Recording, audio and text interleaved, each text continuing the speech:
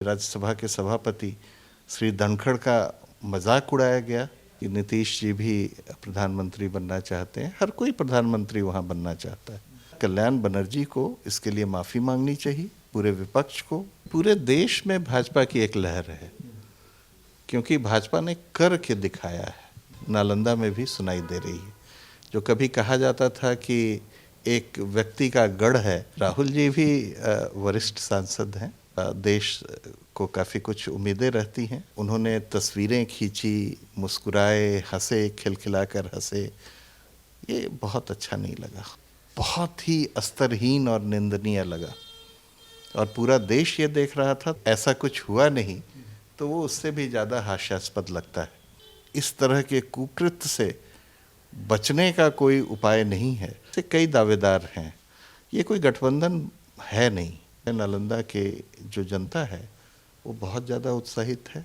लोकसभा और राज्यसभा का शीतकालीन सत्र चल रहा है। विपक्ष के सांसदों को निलंबित किया जा रहा है और विपक्ष के सांसद जब निलंबित होकर बाहर आते हैं तो उपराष्ट्रपति का मिमिक्रिंग करते हैं और राहुल गांधी उसका वीडियो बनाते हैं। टीएमसी सांसद कल्याण बनर्जी जो है वो उपराष्ट्रपति का मिमिक्री करते हैं और राहुल गांधी सामने खड़े होकर वीडियो बनाते हैं। सभी सांसद, विपक्ष के जितने सांसद होते हैं वो सामने खड़े होकर मुस्कुरा रहे होते हैं। राहुल गांधी भी इसमें शामिल होते हैं और इस पर खूब चर्चा होती है, खूब बवाल होता है कि भाई उपराष्ट्रपति का इस तरीके से अपमान बिल्कुल सही नहीं है। और उसके बाद फिर आने लगता है कि राहुल गांधी कहते हैं कि ये तो वैसा था ही नहीं, तो बस ऐसा था। लेकिन कल्याण बनर्जी ने उपराष्ट्रपति का मिमिक्रिंग किया था। उन्होंने कहा था कि वो किस तरीके से हाथ जोड़ते हैं, वो किस तरीके से बातचीत करते हैं, और इसी पर चर्चा करेंगे।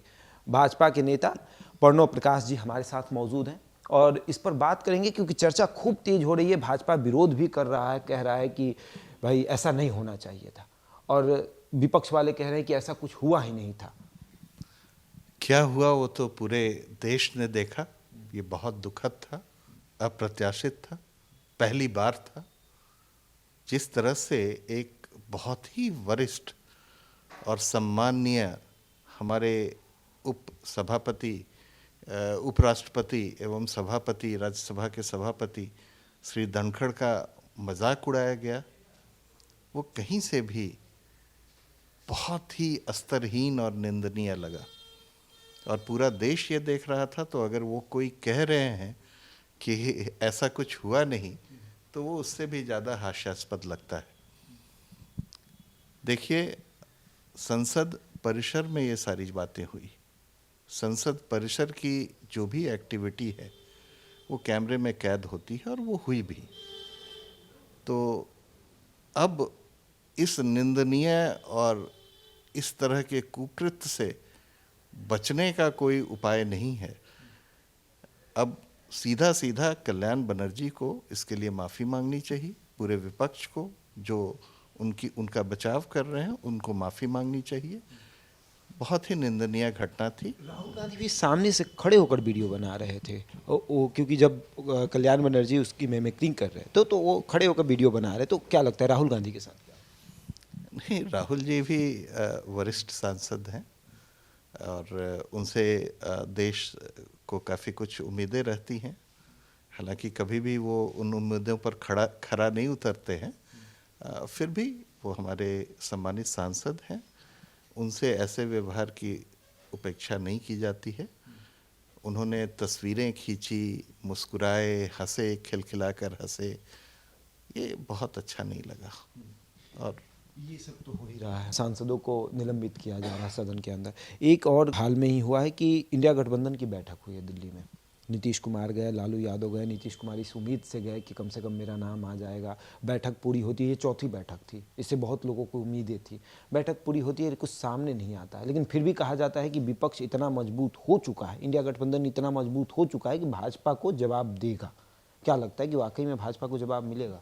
सही मायने में आप ही बता रहे हैं कि नीतीश जी भी प्रधानमंत्री बनना चाहते हैं। हर कोई प्रधानमंत्री वहाँ बनना चाहता है।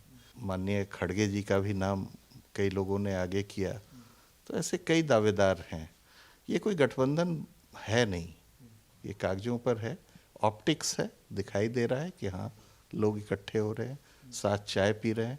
आपने देखा होगा किस तरह के मुद्दे वहाँ डिस्कस किए जा रहे थे।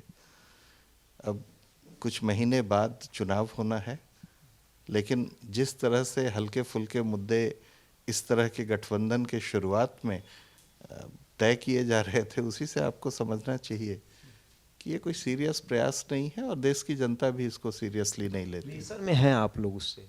नहीं, प्रेशर में भाजपा एक अलग तरह की पार्टी है।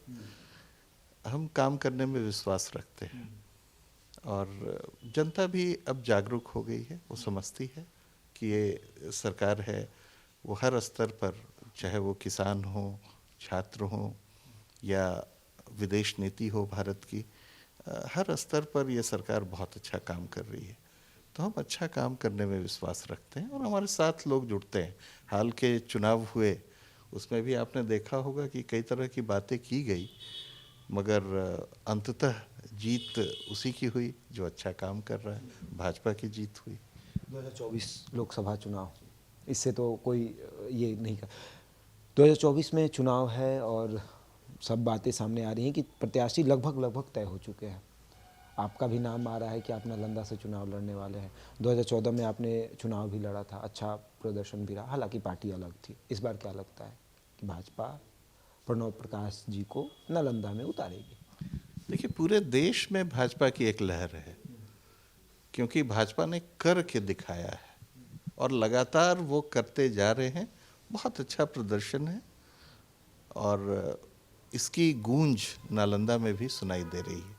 जो कभी कहा जाता था कि एक व्यक्ति का गढ़ है, ऐसा कोई गढ़ नहीं है और ये होता भी नहीं है प्रजातंत्र में।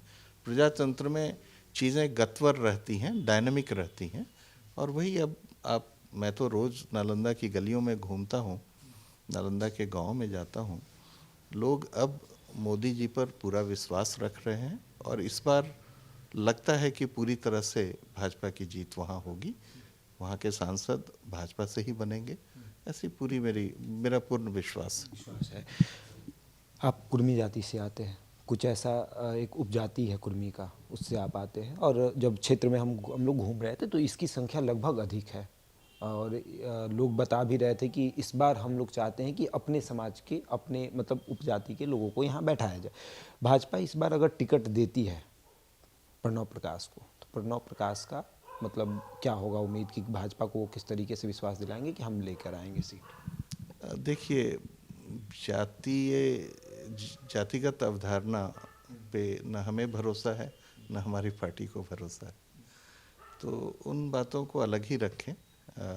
मैं न इसका जिक्र करता हूँ, न हमारी पार्टी इस तरह की बातों का जिक्र करती है। जाति के बारे में बातें करना वो भाजपा के लिए अंतिम प्राथमिकता होती है, उसकी प्राथमिकता नहीं है। हम चाहते हैं कि जातिगत जो दुर्भावना है वो ख़त्म हो, उसके लिए सब प्रयास करते हैं। वो तभी ख़त्म होगा जब प्रजातंत्र में जाति की बात कम से कम हो, तो उस बात को हटा लें। लेकिन अगर प्रदर्शन के हिसाब से देखें, जिस तरह से भाजपा का प्रदर्शन रहा है केंद्र में, तो हमारी जनता जो है, नालंदा के जो जनता है, वो बहुत ज़्यादा उत्साहित है और मुझे लगता है कि भाजपा के लिए यह इलेक्शन, यह चुनाव बहुत अनुकूल है और इसमें हर जाति के लोग शामिल हैं। तो प्रणव प्रकाश जी, भाजपा नेता, हमारे साथ मौजूद हैं, विभिन्न मुद्दों पर बातचीत हुई। बहरहाल इस खबर में इतना ही, बने रहे हमारे साथ और देखते रहें द इंडिया टॉक।